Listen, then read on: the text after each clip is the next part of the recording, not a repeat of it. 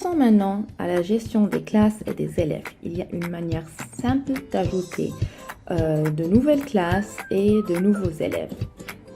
Ici, on peut gérer les élèves et gérer les classes. Si je clique sur Gérer ma classe, on peut voir la classe qui nous a été attribuée et on peut ajouter une nouvelle classe en cliquant sur le bouton ici en haut à droite.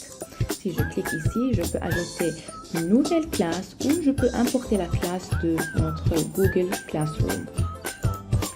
Les trois boutons ici nous donnent beaucoup d'autres choses à faire, comme gérer les détails de la classe. Si je clique Gérer les détails, je peux changer le nom de la classe, le niveau d'année, ici, ou je peux ajouter un enseignant que j'ai déjà dans mon école.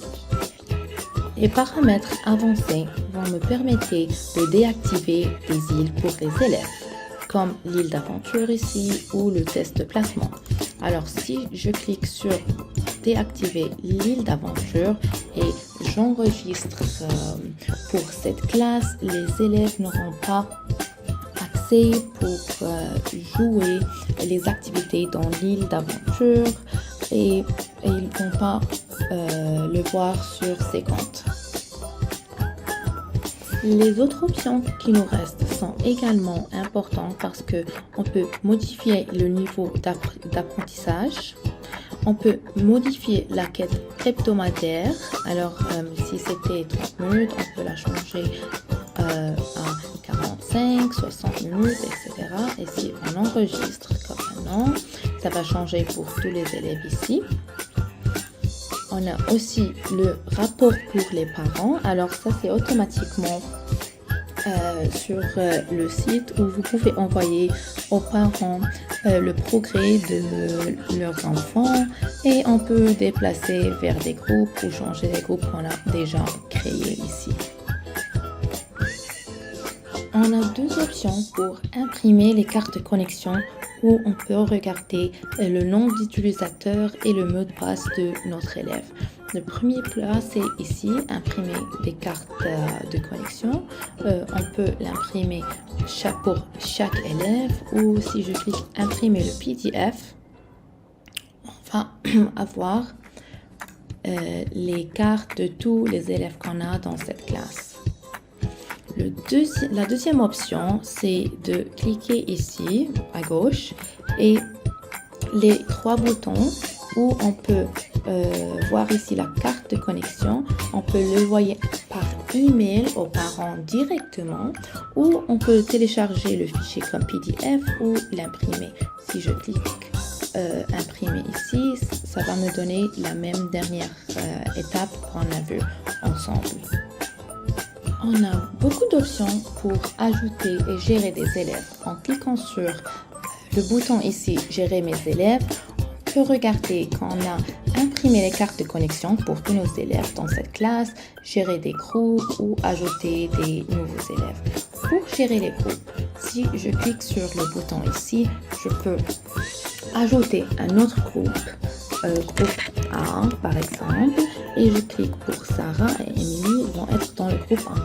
Quand je crée ce groupe, on peut regarder maintenant quand les deux élèves ici sont fait partie du groupe A.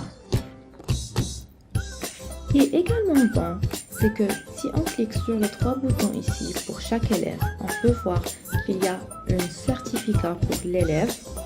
Pour les motiver encore plus, on peut l'envoyer par email directement aux parents ou on peut télécharger le fichier PDF ou on peut l'imprimer. On peut regarder qu'on a 4 différents certificats pris pour l'amélioration, l'accomplissement, la maîtrise de compétences et pris pour la classe. On peut ajouter un petit mot ou un message ici. Alors, je peux écrire Congratulations et je peux télécharger le fichier. On a deux endroits où on cherche pour gérer les activités.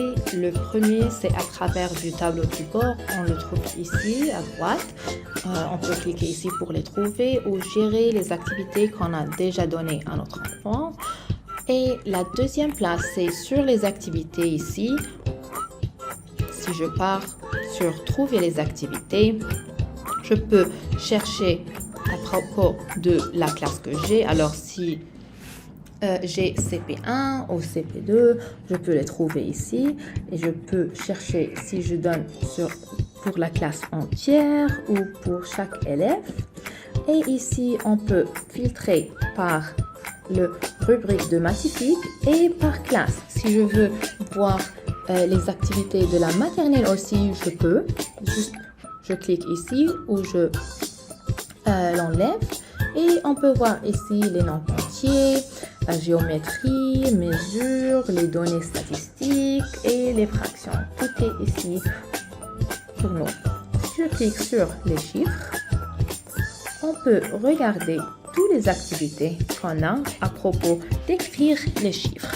On peut voir ici, c'est du compréhension conceptuelle. Et en cliquant ici, je peux jouer comme enseignant moi-même l'activité avant de l'attribuer à mes élèves.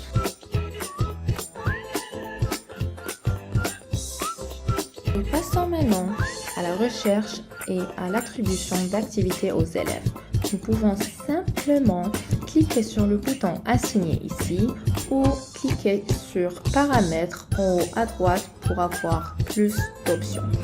Quand on clique sur les paramètres d'attribution, nous aurons différentes options, y compris à la date de début et de fin d'activité, avec la date et l'heure aussi. Ensuite, nous pouvons choisir quand l'attribution doit expirer. Nous pouvons choisir qu'elle expire dans plusieurs semaines ou ne jamais expirer. Ça va donner toujours pour les élèves l'option à pratiquer plus. On peut aussi également planifier cette activité pour qu'elle ait l'heure soit en classe ou comme devoir en cliquant sur classe ou sur devoir. Cela vous aiderait en tant qu'enseignant à suivre les progrès réalisés en classe et à la maison.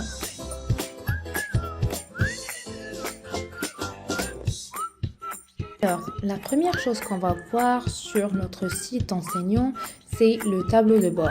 Le tableau de bord vous donne les informations critiques et essentielles sur les étudiants.